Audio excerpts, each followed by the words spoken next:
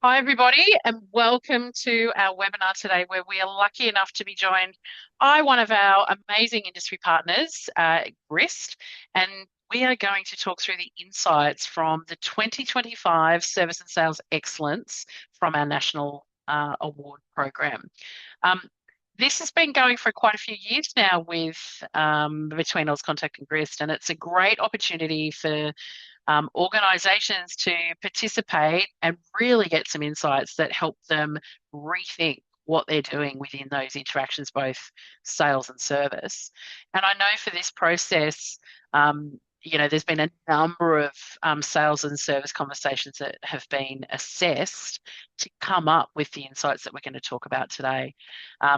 This year, Yak Track and Grist, the team really focused on and analysed a broad range of the service and sales calls.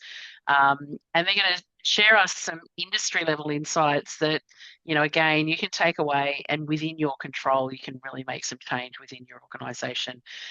We've also got Sam, who's going to be joining us today from one of our amazing members who I think 2 years in a row, Sam, for this award, but equally have been, mega high performers and achieving great results for a number of years. So today we're going to go through and really understand what are the behaviours within conversations that have the most impact on customers, what are the behaviours you can celebrate, and what you can take it back to your team to actually think about acting differently to make a real difference for customers.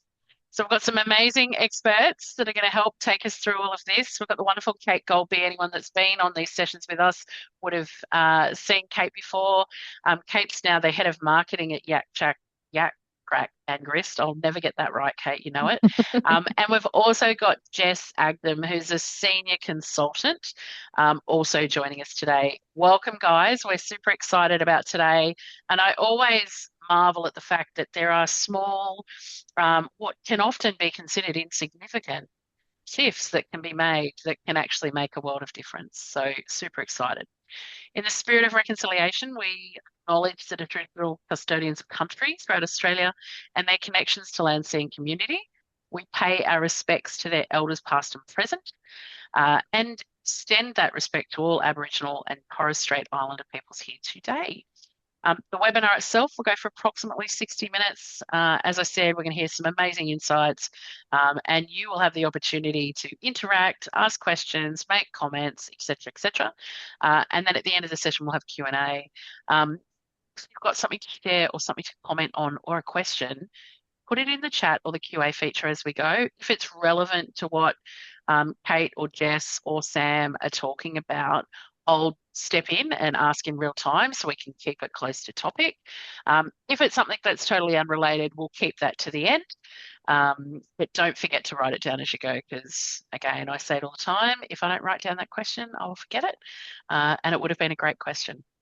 So I'm Fran Southwood, CEO of Auscontact, and I will be your moderator today. Just some general housekeeping before we get started. As I said, interact with us. That's going to maximise what you can walk away with. Again, if you don't see something or you don't hear something that you think, actually, I'd love to know about X, ask it, because even if it's something that can't be answered today, one of the team is happy to reach out and talk to you afterwards. So don't be afraid to put anything in there. So use that QA button or the chat feature. If you're listening through headset or speakers and you have some issues, just use the raise hand and one of the team will jump in and try and help. Alternatively, you can revert to the original registration email, which will have some numbers you can dial in with. You don't have to take too many notes. We will send you afterwards a link to the recording. We'll also send through anything that Jess and Kate have got that we can share to give you, something to really kind of absorb and think about afterwards. So I am going to stop talking and I am going to hand over to Kate so we can have as much time as possible to talk about what you saw, Kate, but equally, what does it lead to and what does it change for the interactions with customers? So I'm going to hand over to you and you can further introduce yourselves.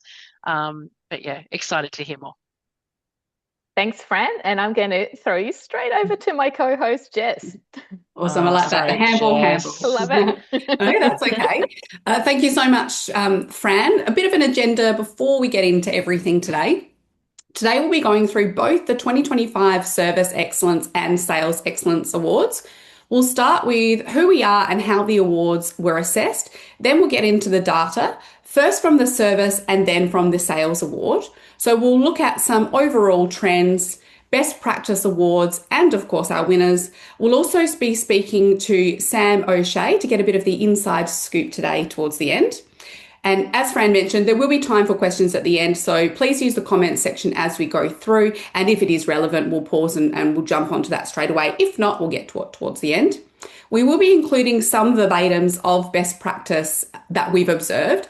We won't have time to cover all of them today, but everyone who's registered for this webinar will receive the pack that we're going through today as a PDF download. So there'll be plenty to dig in after we finish.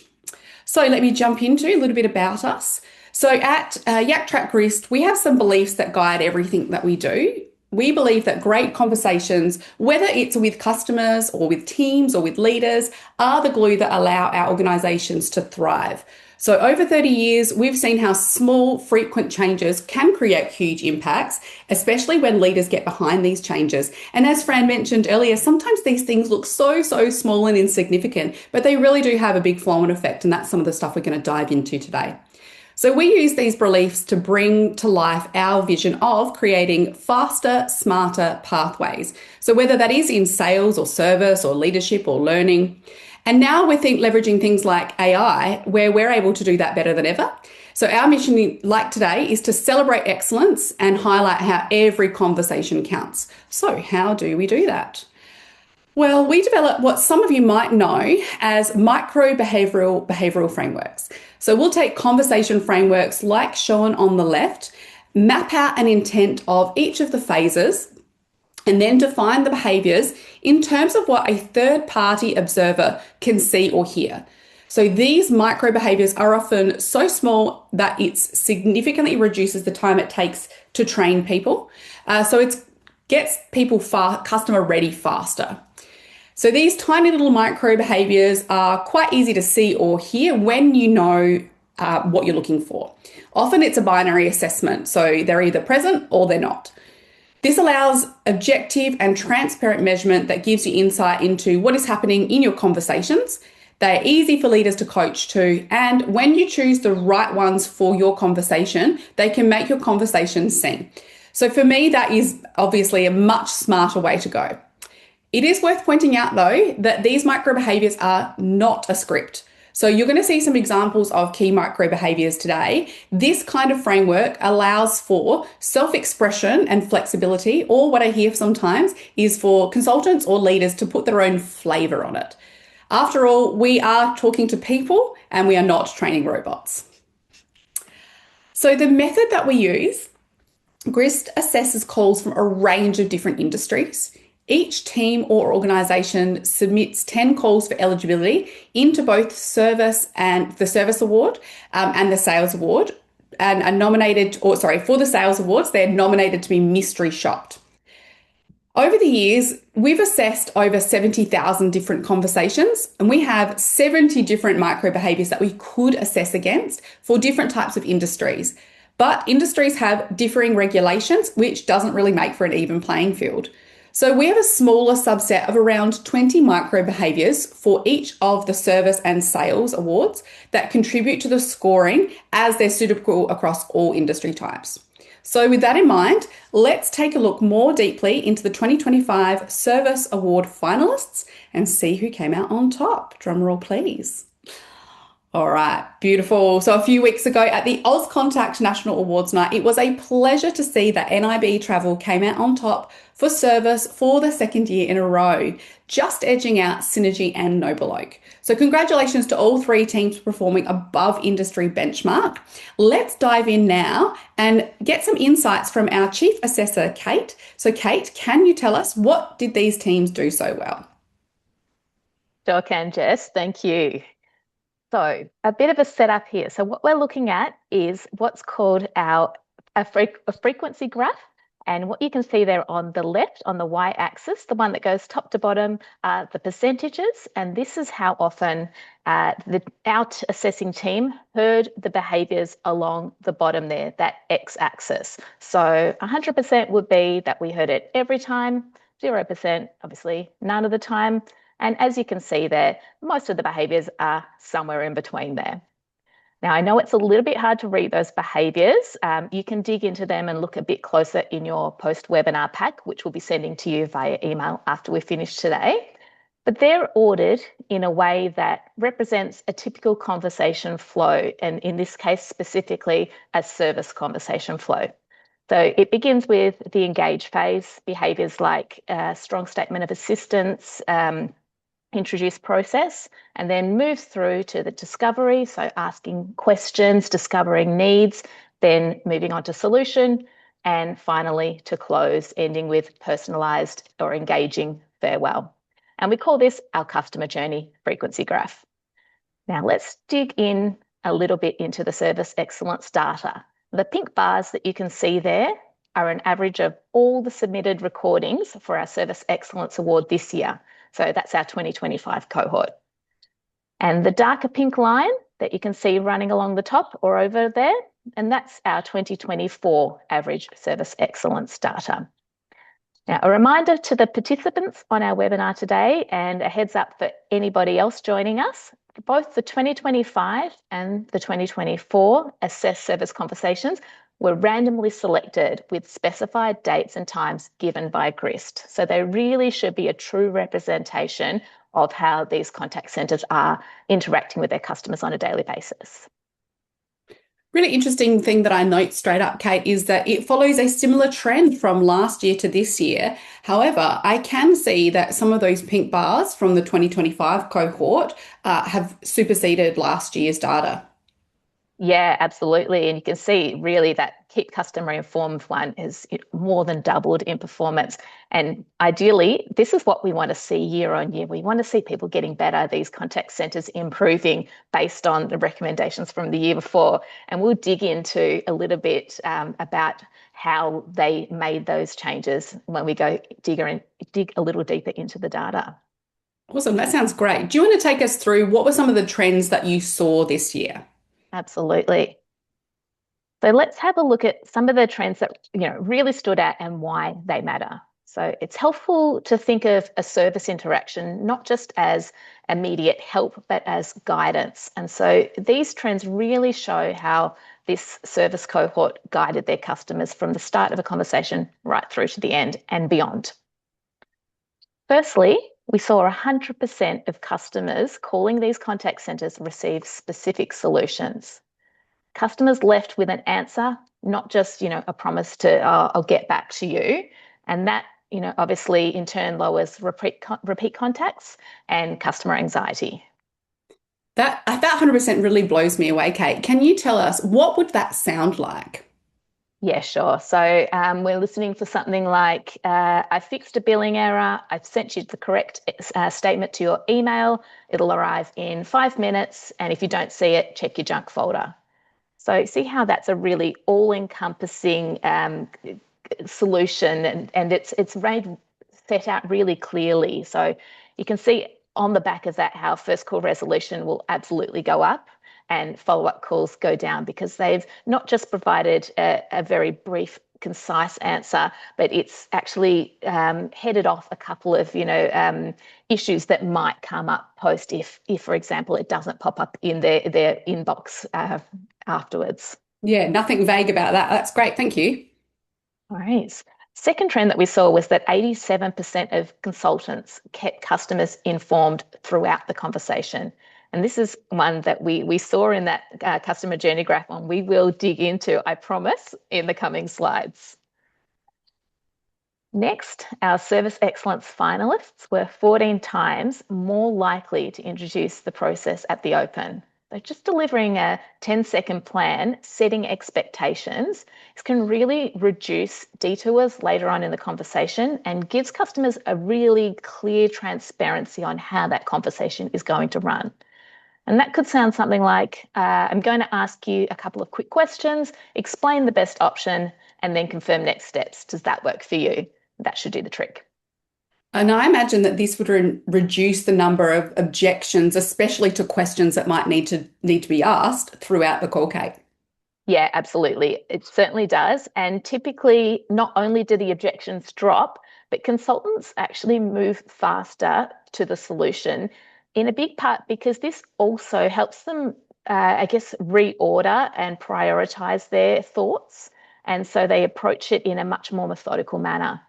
And the fact that our finalists are so much more likely to do this than the rest of the cohort really supports I guess, its value in the conversation. It really does appear to set them up for a really good conversation. Yeah, absolutely. All right, what was our fourth service trend? Okay. We saw that fewer than 4% of our service conversations included a secondary value adding conversation. So obviously here we can see a massive opportunity.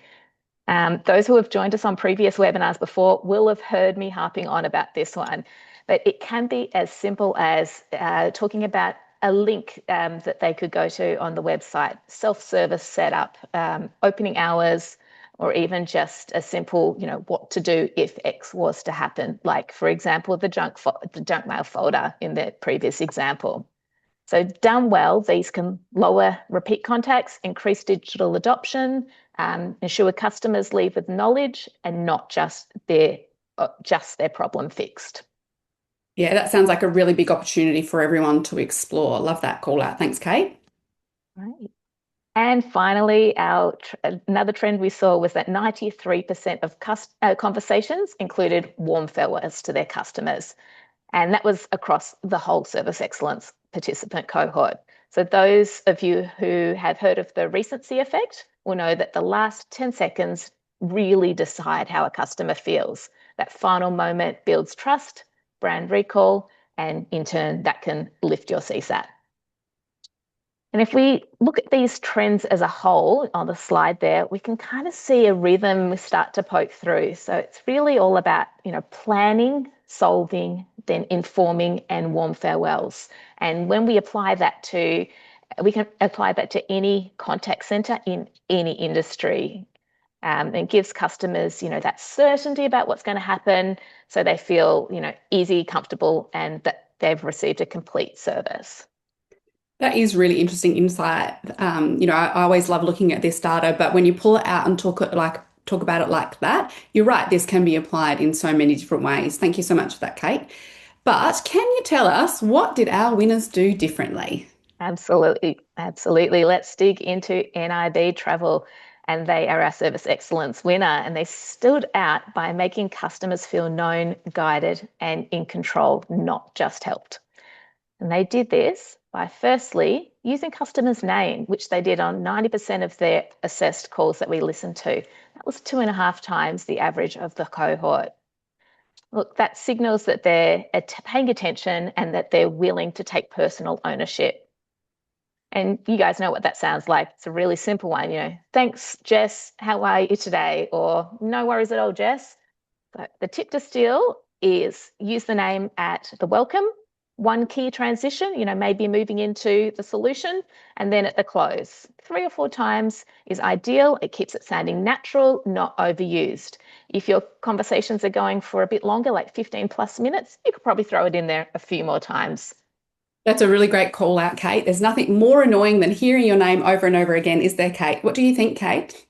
But equally so, I always find it confusing when someone asks for my name and then never uses it. I do wonder if they're listening to me. And I frequently get asked that question, what's the magic number? And I think you've given some good feedback there on a good tip on how frequently to use it. Yeah, absolutely. All right, second trend, we can see that NIB Travel engaged with their customers 6 times more likely than average to engage in a genuine manner with their customers. And this really does, conveys that they see these conversations as two-way, relationship building interactions, not just tick the box processes. That's interesting because I can see that getting travel insurance could easily lead to opportunities to get excited with customers. So is this something that is picked up?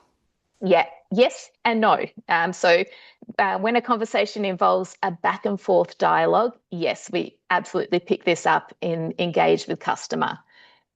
When the response is more something just like a brief, that sounds exciting, Ryan, how can I help you? Or, maybe conversely, oh, I'm sorry to hear that, let's get that sorted for you, which often comes up in a service conversation. That gets picked up with another behaviour called empathised and enthused. And NIB Travel do this on every single interaction that we assessed. So here we're listening for consultants using short, sincere, empathetic or enthusiastic acknowledgements, whichever is more appropriate.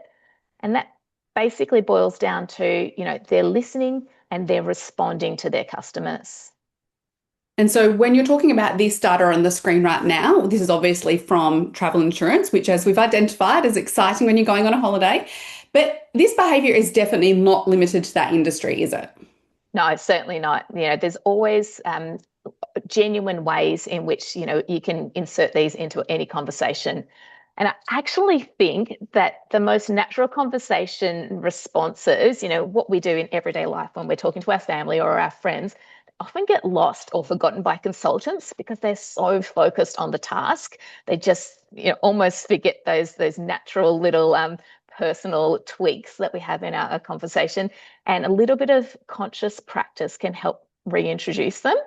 And so I'd really set a challenge to all of the people on the webinar today, no matter what industry you're in, no matter what your call center looks like, have a think about what common situations are your customers presenting with, and just think about some natural responses that you could start introducing to practice this behavior a little bit more consciously. Yeah, absolutely. And I will never forget, it would be almost 6 years ago to the week that I called my health insurance to find out about adding my future baby, who was just a few weeks away from being born. And there was no excitement offered at all. And I think what happens is we get dull to it when you're hearing those things all the time, where in real life, if someone mentioned that they were having a baby, you would absolutely get excited with them and enthusiastic. So really good call out. There is absolutely always opportunities to empathize and enthuse. Mhm. What I'm really noticing is that conversation navigator that we've got there in the top, that these behaviors all appear to be at the beginning of the conversation. So do you think they play a part in setting up the conversation for success?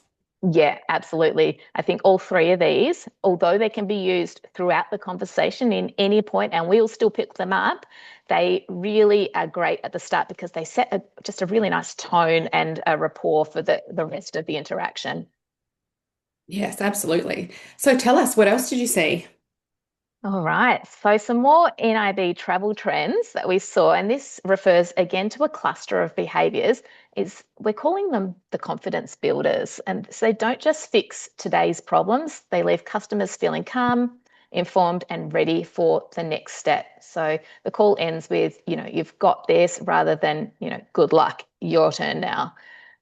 Firstly, they do this by introducing the process. So we touched on this a little bit in our overall trends, and it's far more common amongst our finalists. It's all about that one-line plan, creating certainty straight away. You can see the example of that up there. Secondly, they keep customers informed throughout. So narrating, replacing uncertainty and stopping the classic, are you still there kind of moment while keeping in control. So we're listening for lines like, look, I'm just opening your account, give me a sec. Just checking your payment history and the notes on your account, won't be long. And that impact is smoother calls, less dead air, fewer clarifying questions, and lower handling time.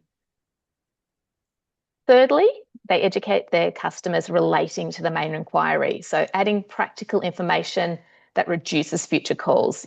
Are you aware that we have 24-hour emergency assistance? Or if you've got any more questions, give us a call. We're here from 8 till 6 every day.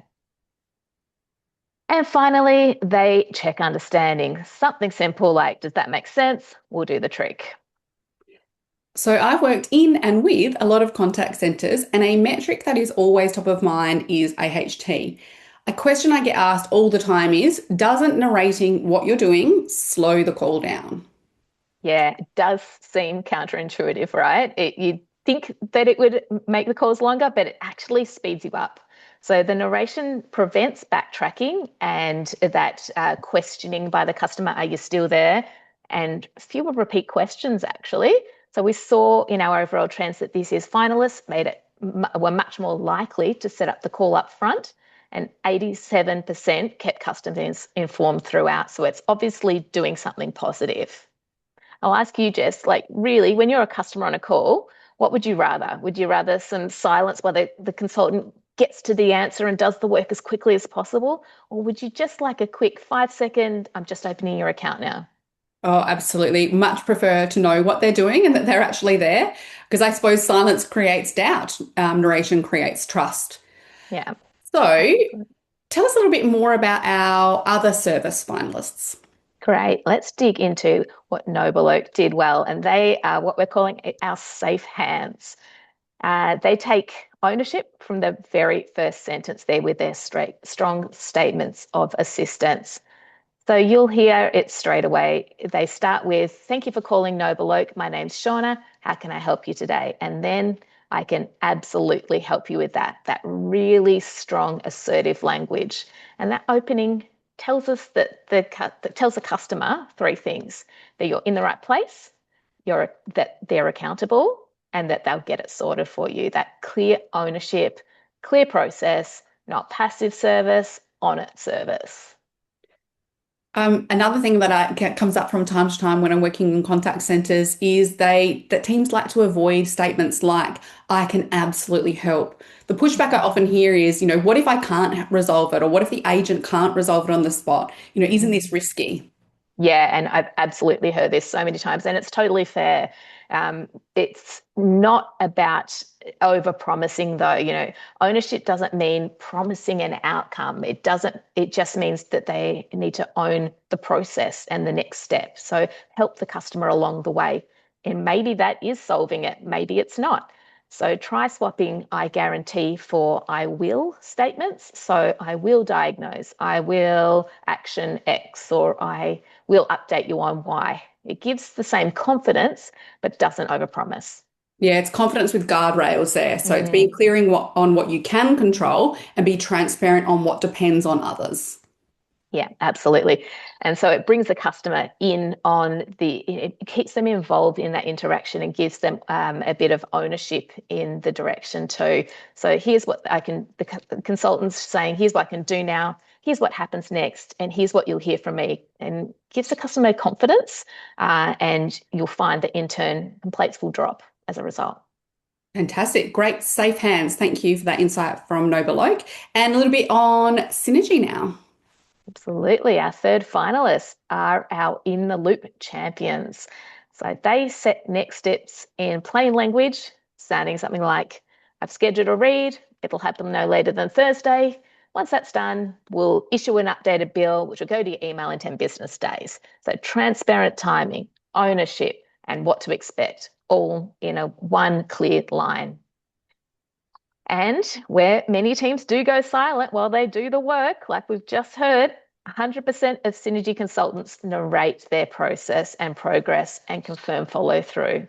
No dead air, no guesswork. Bottom line is that they're keeping their customers in the loop during their call and setting them up for after the call, which is why the customers leave clear, calm, and not calling back. Yeah, that's awesome. And I've got a quick example of that I've heard from a utilities client last month. A customer rang about a high bill, and instead of ending with, we'll look into that, the agent spelled out what happens after the call. So they said something along the lines of, here's what happens next once we hang up. I'm logging a meter read request now. You'll get an email within 10 business days with the updated bill, and this is the reference number. And then they read it out. If the email hasn't arrived by day 11, reply to the confirmation you'll receive today, and it comes straight back to me. I've also paused the reminder notices so you won't get any more messages in the meantime. If anything urgent pops up, call 13XXX and quote your reference. The customer literally said at the end of that, great, so I know what to expect. And the best part about it was there was no follow-up. The clarity about after call steps, who does what, when it happens, and what to do if it doesn't, will cut that repeat contact completely. Yeah, absolutely. Great example, Jess. Yeah. All right, fantastic. Well, congratulations to all of our Service Excellence Awards finalists. Next up, let's have a look at the Sales Excellence Award. So here, No Beloke beat our NIB Travel and First Timers Intrepid to take out the award. Kate, can you show us why No Beloke came out on top? Absolutely. So let's have another quick look at our customer journey frequency graph, this time sales data. And you'll remember from before, this is how often our assessors observe the behaviours along the x-axis. Yellow bars here are all of the assessed conversations for Sales Excellence Award this year. And just mentioned up the top of our conversation today that the participation for this award this year was done via a nomination to get mystery shopped by Grist. And this is different from last year where organisations submitted their own recordings. So because of that variation, we've decided to not include the 2024 comparison data because it's not really comparing apples and apples. So next year, when we do our second round of mystery shopping, we'll be able to see that year upon year comparison. Excellent. No, thank you for explaining that. This is really interesting. It looks a little bit different to what we saw in the service excellence, where we can see a lot of behaviours demonstrated in the second half of the call, and some of those earlier behaviours are on the little bit of a lower side there. Yeah, absolutely. What this is showing to me is that these a lot of these sales teams are really just focusing on, the solution and the sell, right? Their needs analysis, they're getting to know the customer, they're personalizing, interacting, engaging, all of those kind of, I guess, softer skills, you could say, are just being missed in favor of the sell. So that's a massive opportunity that these sales teams can actually learn from the service group on that early engagement. Yeah, absolutely. Because a lot of the behaviors in those types of conversations, they do start quite similarly. They branch out when they're different behaviors when it's a more service related call than sales. But there is a lot to be learned from that first graph. Absolutely. But tell us, what trends did you notice?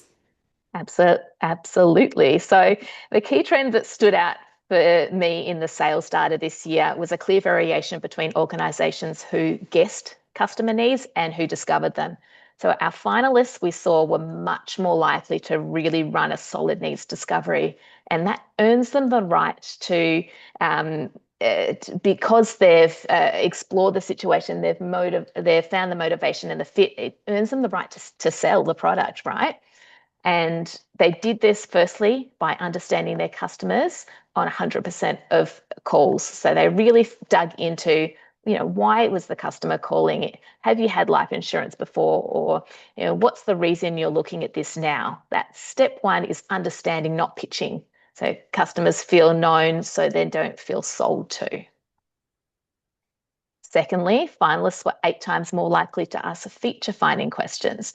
They don't just list features, they uncover the ones that actually matter to the customers. And they turn the specs into selection and makes the solution feel tailored to the customer. So, Kate, where do you see the first win if we get discovery right? Is it in conversion, fewer quotes abandoned, or fewer rework calls?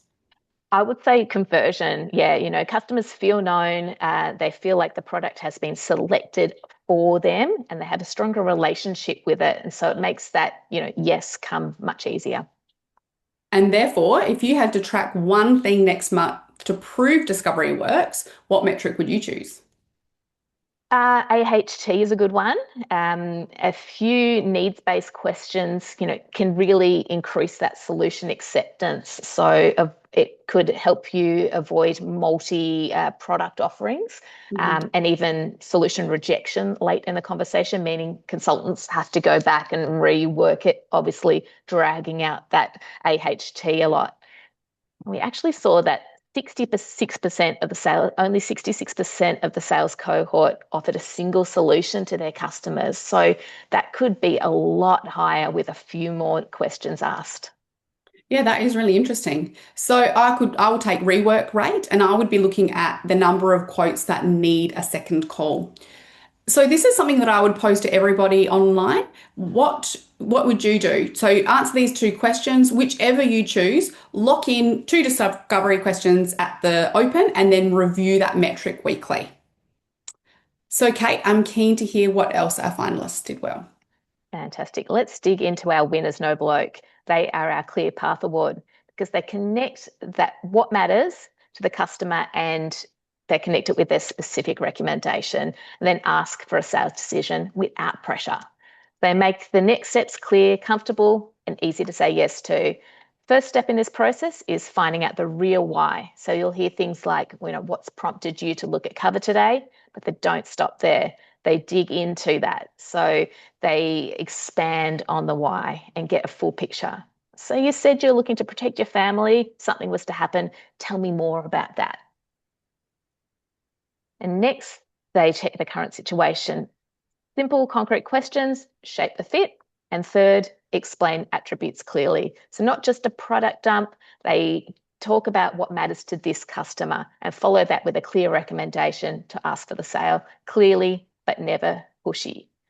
And they know how to turn that clarity into commitment. And it's why customers feel guided through the process, not being sold to. And let's have a look at what else Noble Oak did well. But on this slide, you can see a real pattern that at Noble Oak are consistently employing. They're using the name 100% of the time. They're checking agreement 80% of the time. Clear ask for the sale 100% of the time. Warm farewell 100% of the time. It's very consistent behavior. Yeah. I was just about to say that is consistent. Well, let's unpack that a little bit then. First, names. Why does thanks Priya matter beyond just being polite? Well, it really just, like you mentioned before, it shows they're paying attention, but also that they're taking ownership and they really want to be in the conversation. It can also really result in the guidance being easier to accept from the customer. Yeah, I suppose that's personalization there. Next, Absolutely. agreement checks. They're at 80%. That's more than three times the average. And it sounds simple, something along the lines of, how does that sound? Or would that work for you? It turns that information into a decision point. Yeah, and it really sets it up for, that confident ask of sale, right? So based on what you've told me, this is the cleanest fit because it, lists blah, blah, blah attributes. Would you like to go ahead with that now? So it's really just setting up that next part of the conversation to give them the really the best opportunity to get that sale. Yeah, absolutely. And they finished strong, 100% with warm, engaging farewells. Something along the lines of, all set on my side, Priya. You'll get a confirmation email shortly. We're here if anything pops up. Have a great afternoon. Often it's not what you say, it's how you say it. Yeah, absolutely. And we discussed the importance of that last 10 seconds when we were talking up about in the Sales Excellence Award. It's exactly the same for sales. Those final impressions really stick. And it's like you say, it's words and tone together.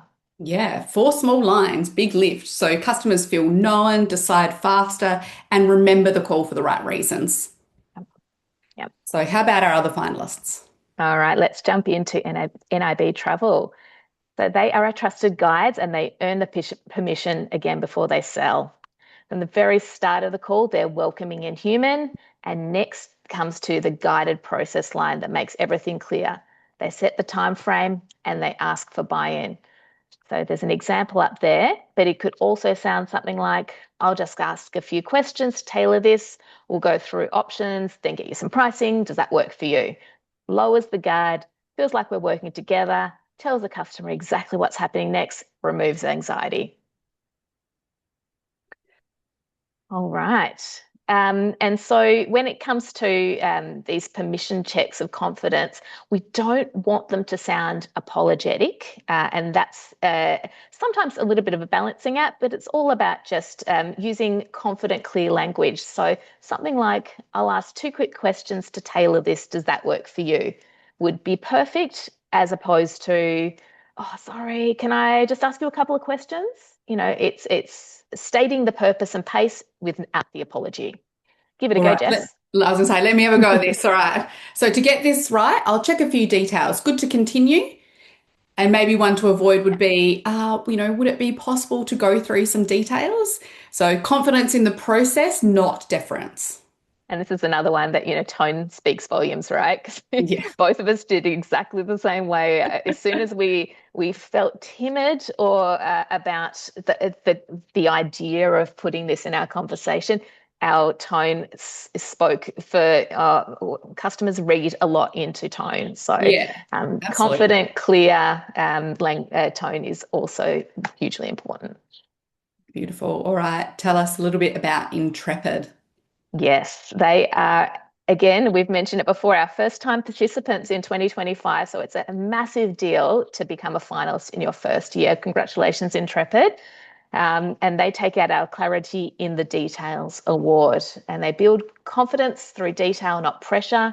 No vague promises, just clear attributes explained thoroughly. And they anchor everything in your trip. So destinations, purpose, dates sounds like a journey, not their product sheet.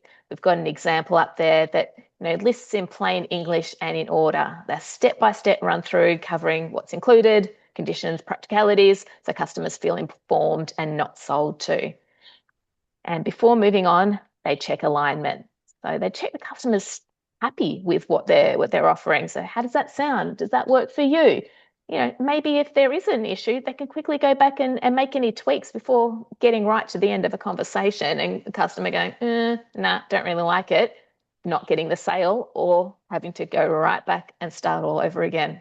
Yeah, I can see how that's going to surface those hesitations earlier, which is much easier to resolve in call rather than after call.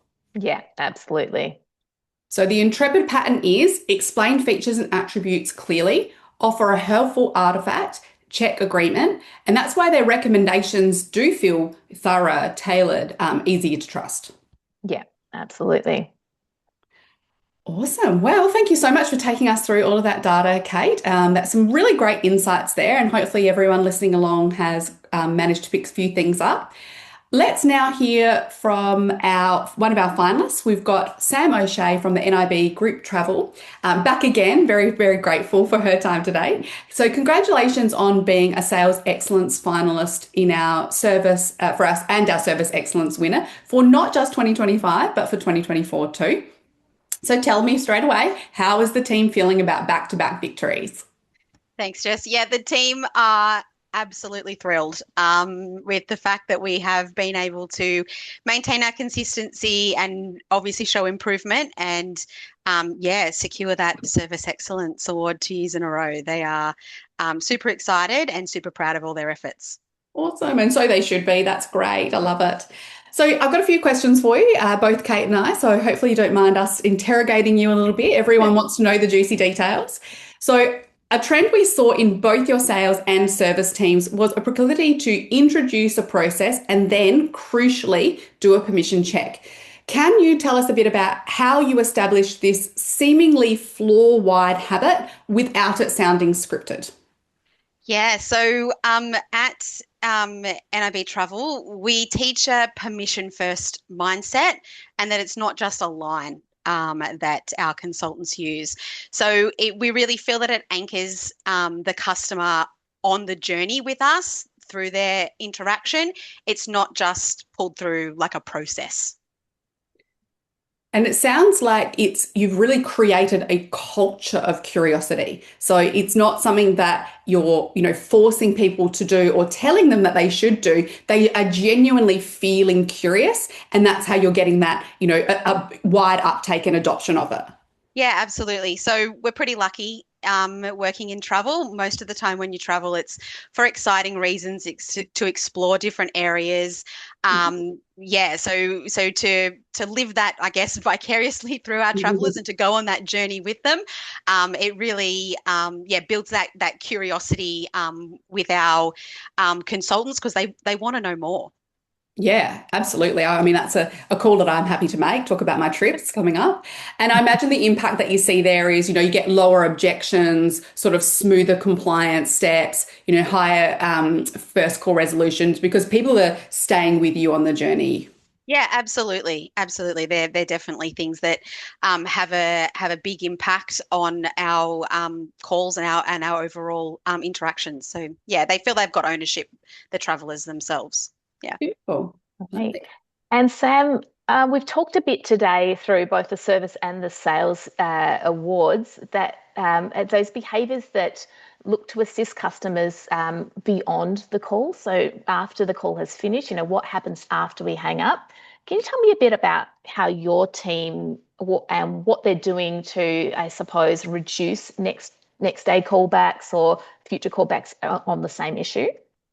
Yeah, so we actually did a bit of research into what was driving our travelers to have to recall us. So we listened to a lot of calls and we got some insights into what was driving those calls and I guess not being able to get that first contact resolution on the first call. And we noticed that it was particular things like documentation steps, like when will I receive my documents, and just little things like that, or little things that could potentially go wrong after we've hung the call up.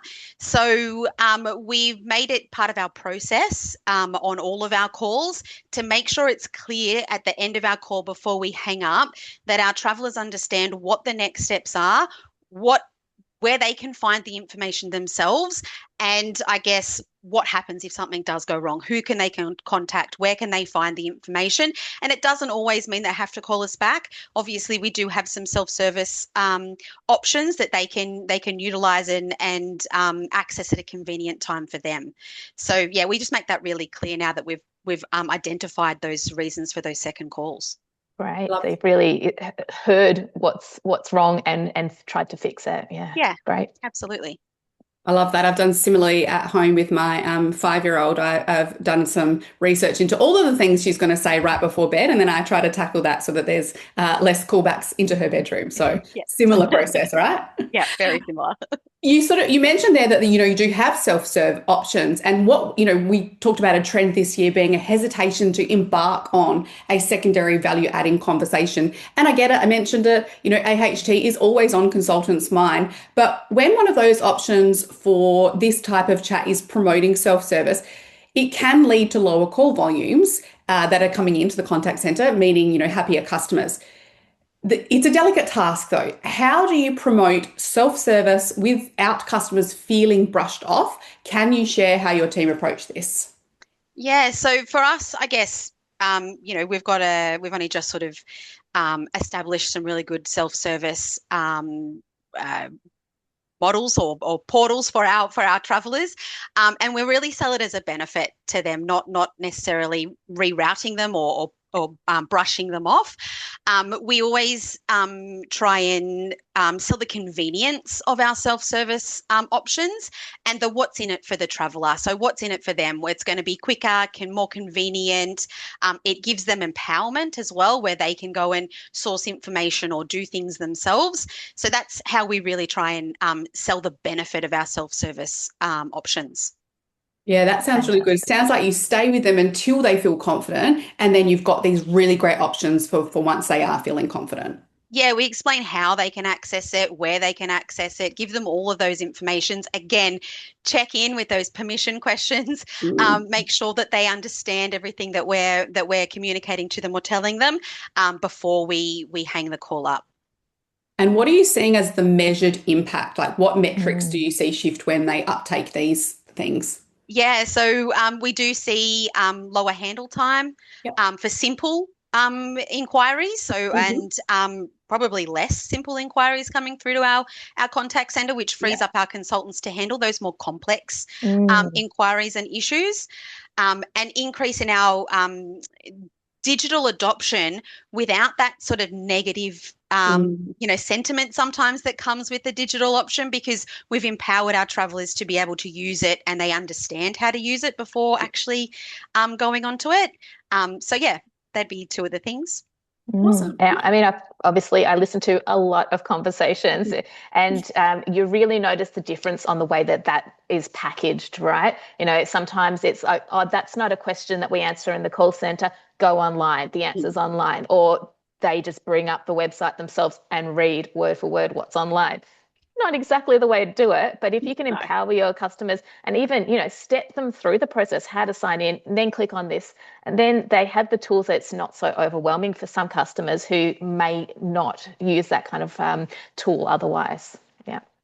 Now, Sam, we spoke about this last year. I know you guys are massive on your regular calibrations, but call centers are busy, and we all know that calibrations take time. So can you tell me about what your approach would be to a 5-minute huddle that you'd run on a really busy day, just so we can keep the standards as high as they clearly are at NIB Group Travel? Yeah, so when we talk about 5-minute huddles on busy days, we sort of refer to them more as a rapid performance tune-up, not so much like a structured sort of daily huddle we'd run when we have more capacity. It's about really focusing on one behaviour that we feel that would lift the quality of our calls on those high volume and high pressure days. That's awesome. Yeah, fantastic. So picking things that are teachable within a minute, repeatable immediately, influences a major metric, even though we're really, really busy. Yeah, I guess two of the things that sort of come to mind when we are, experiencing high volumes would be things like setting the scene of a call, or those permission checks that we do so well.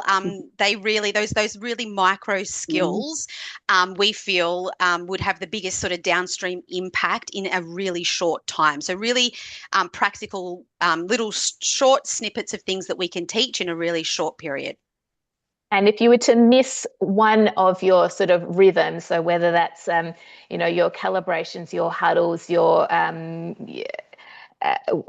one-on-one coaching, what would be your non-negotiables in your call center on those really busy peak times? Yeah, so our non-negotiables are always our one-on-ones. So our leaders having one-on-one coachings, or just a normal one-on-one performance conversation with our consultants.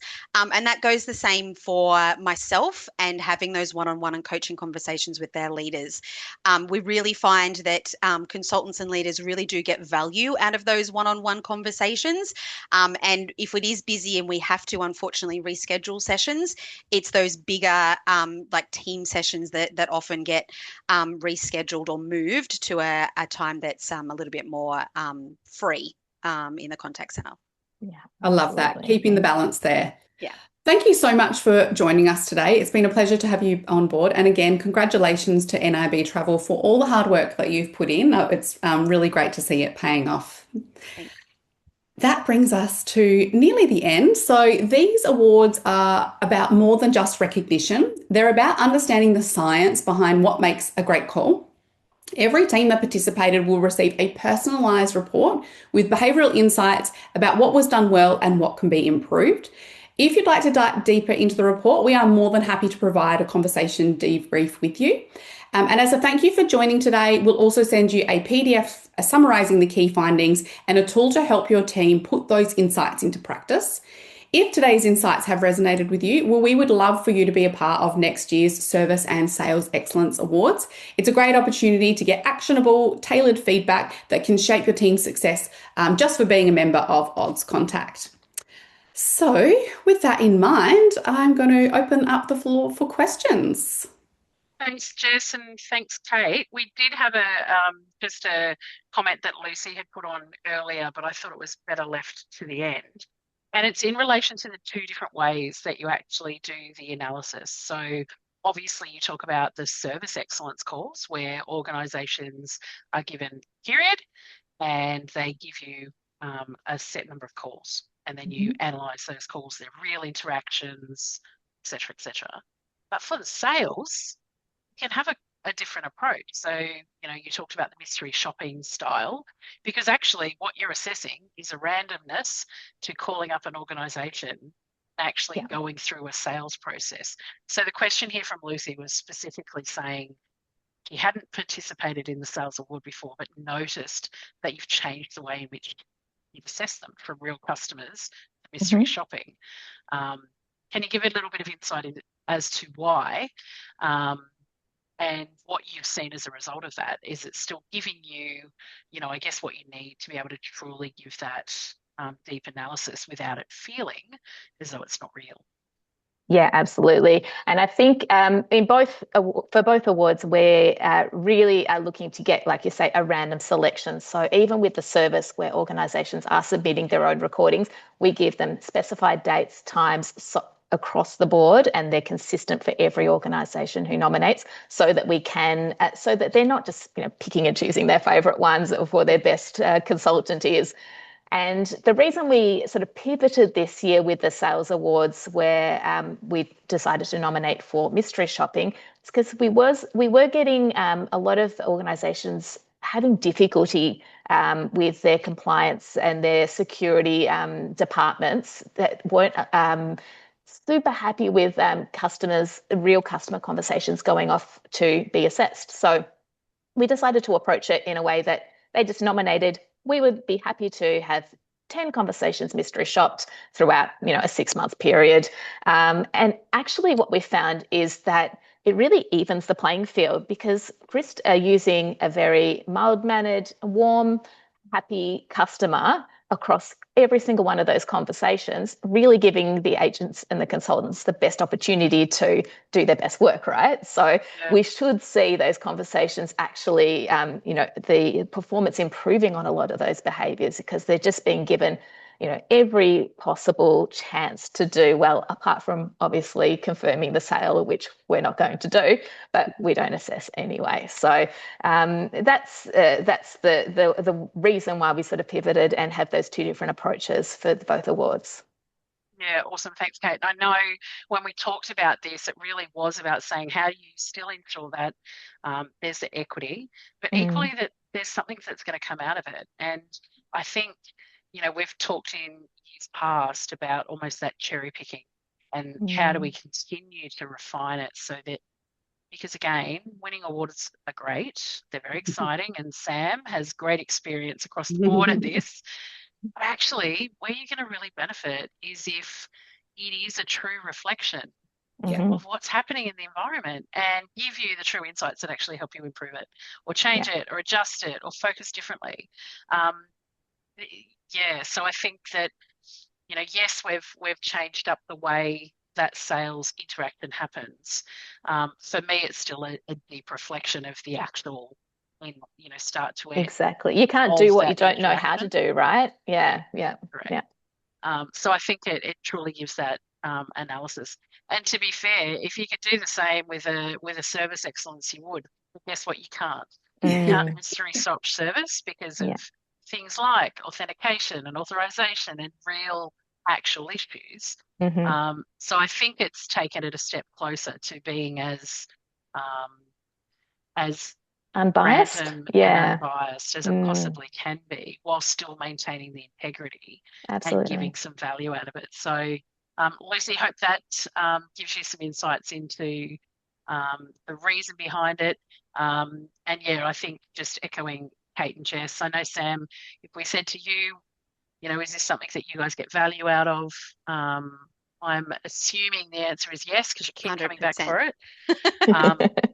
But probably what I love to see is, even though you guys win, regularly, and you are super invested, this is embedded in your culture, there are still things for you to find. There are still opportunities for you to, continue to improve and continue to say, actually, have we got that embedded properly?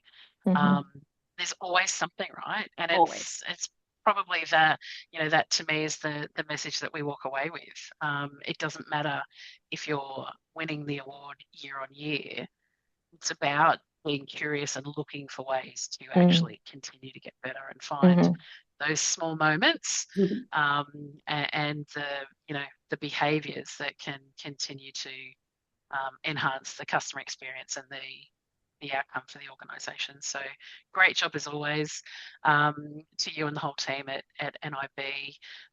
I know we we would have loved to have seen one of the team from Noble Oak, but they're crazy busy this week. So I know they've got quite a few that have even messaged me today saying, oh, I can't even get there, but I want the recording. I'm like, yeah, you'll get it. So it is important to sort of see even the people that are winning this every single year on, they're still looking for ways to, get better all the time, always get better.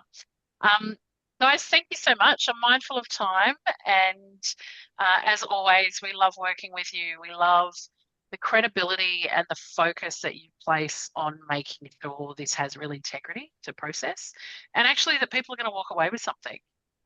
There's not many opportunities where people can actually have a subset of work assessed really critically. In that, as you say, unbiased manner, and given some true feedback that says his opportunity and actionable insights. So I encourage anyone next year who hasn't been involved to jump on in. We'll see you all again. Sam, thank you as always. We always love hearing the different things you're focusing on and how you continue to reinvest. And really sort of seeing the results of that thinking across the leadership cohort. So great job as always. Kate and Jess, thanks for a great day. We'll talk soon. Thank you, Fran. Thanks for having us. Thanks, guys. See ya. Bye.